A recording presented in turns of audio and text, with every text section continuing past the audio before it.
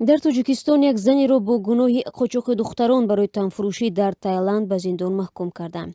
Замира Фурқатзода аз шаҳри Сарафшанд барои он ба 8 соли зиндон маҳкум шудааст, ки ба гуфтаи муфаттишон 3 зани тоҷикро ба Таиланд ва Туркия фиристода ба ғуломи ҷинсӣ табдил додааст. Назари вакили дифои Замира Фурқатзода, ки моҳи апрел ба зиндон маҳкум шуд, маълум нест, ки ӯ иттиҳомро эътироф кардааст ва ё не. Аммо ба гуфтаи мақомот, Замира Фурқатзодаи 24 сола дар умум 4 занро ба танфурӯшӣ ҷалб кардааст, вале ба маъмурони милиса муяссар шудааст, ки пеш аз фиристодани зани чаҳорум барои танфурӯшӣ ба хориҷ монеи сафари ӯ бишаванд.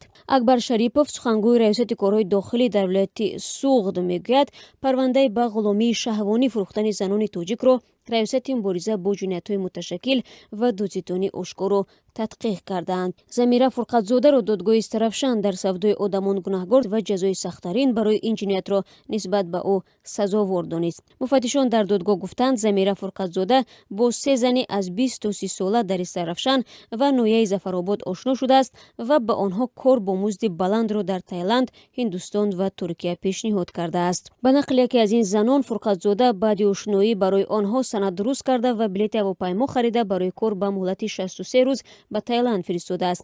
баробари вориди Таиланд шудан, корфармо мегӯяд, ки ӯ қарздор аст ва бояд кор карда пули билет ва харҷи таҳияи санадҳоро бидиҳад. Аммо ӯро барои кор ба марказҳои дилхушӣ мебаранд ва маҷбур мекунанд, ки бо сайёҳони хориҷӣ ҳамхоба шаванд. Аз байни 3 нафар 2 занро бо айни шева дар Таиланд ва 1 нафари дигарро дар Туркия ба танфурӯшӣ маҷбур кардаанд. қочоқи занони тоҷик ба хориҷа барои танфурӯшӣ ҳодисаи нав нест, вале аз Тоҷикистон то ба Таиланди дурдаст дар Осиёи ҷанубӣ бурдани онҳо бори аввал аст, ки ошкор мешавад.